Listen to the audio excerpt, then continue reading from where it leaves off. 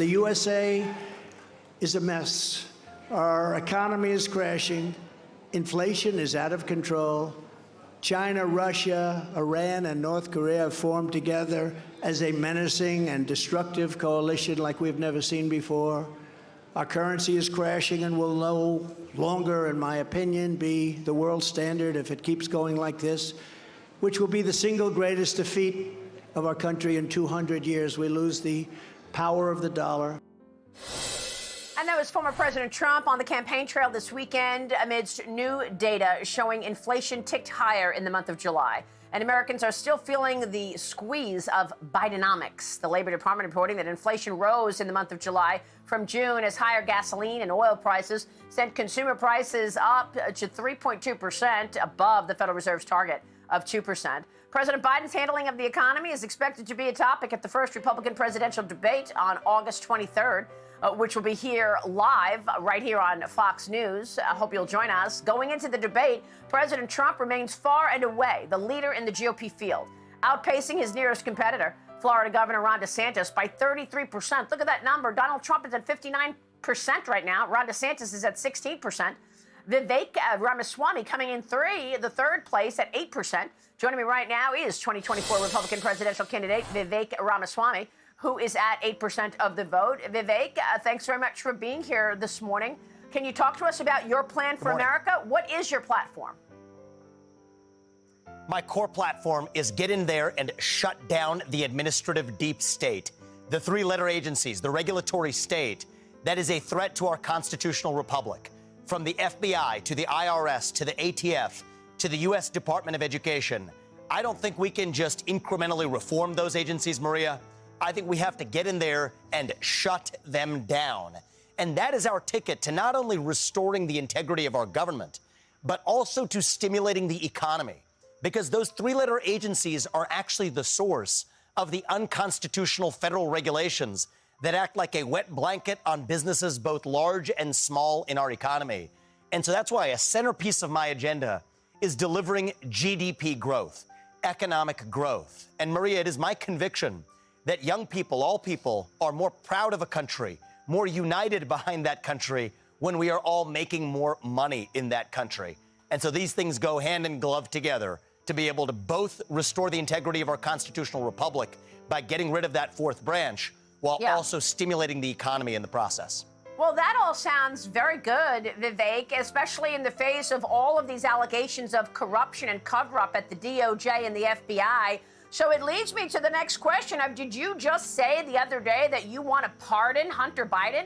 We have evidence, bank records of potential bribery. Ted Cruz just said, if this is true, Biden should go to jail. Are you talking about pardoning the Biden family? Maria, that was misquoted in purposeful opposition research with the headline. You know how this game is played. I've actually been very clear. I've been the only presidential candidate who has been this clear that the first thing we need to do is clean house, shut down the FBI, refurbish the DOJ.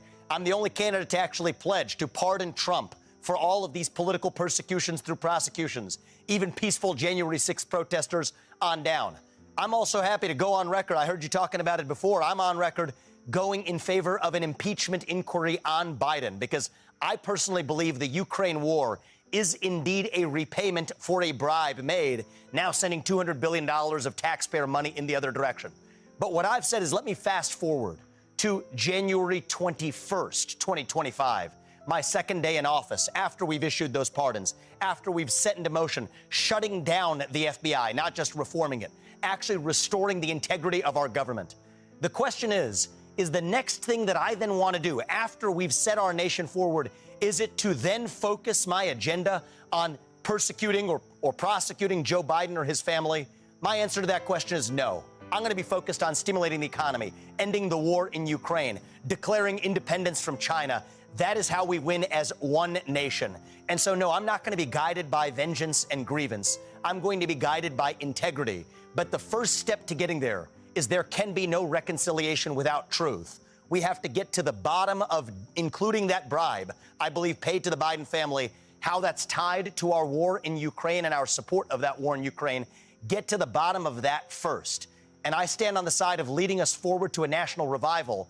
but we can't get there without first being told the truth. That's where I'm at, Maria. Well, you are a businessman and you understand business and this inflation problem that we have. I've got that. You just went through shutting down corruption. I've got that. What about national security, Vivek? We are all worried about communist China and Joe Biden's weak response to all of this provocation. What's your answer?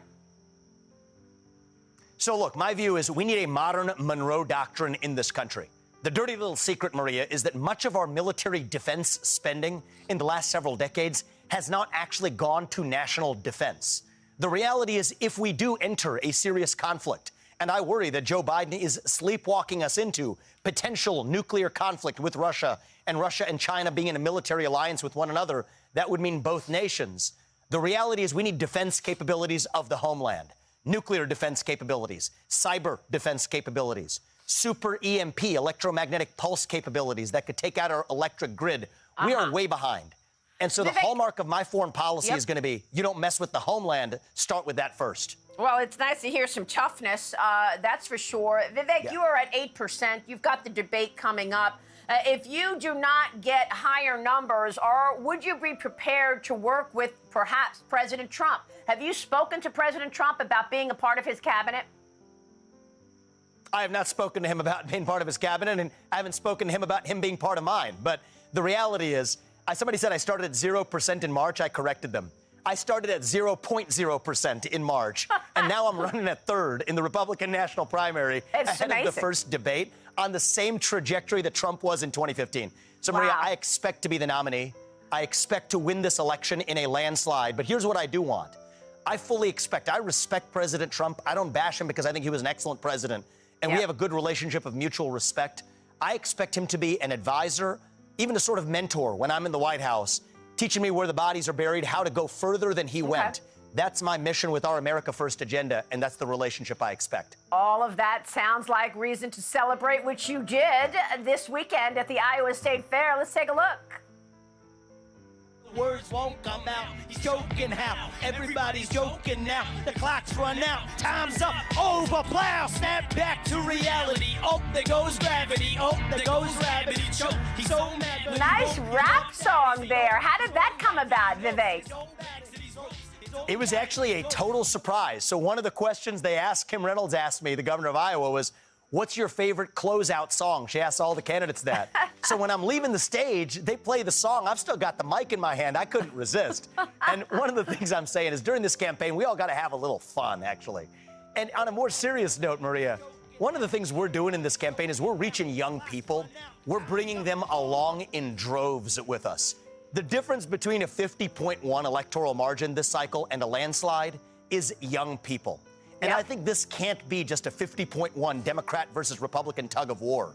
This needs to be a landslide, a moral mandate, a Reagan 1980-style revolution.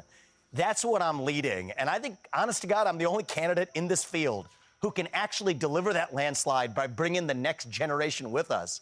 I'm the youngest guy ever to run for the Republican nomination for U.S. president, so I better be doing some things differently. Well, it's a great point. Vivek, it's great to have you this morning. We'll be watching. Thanks very much. Thank you, Maria.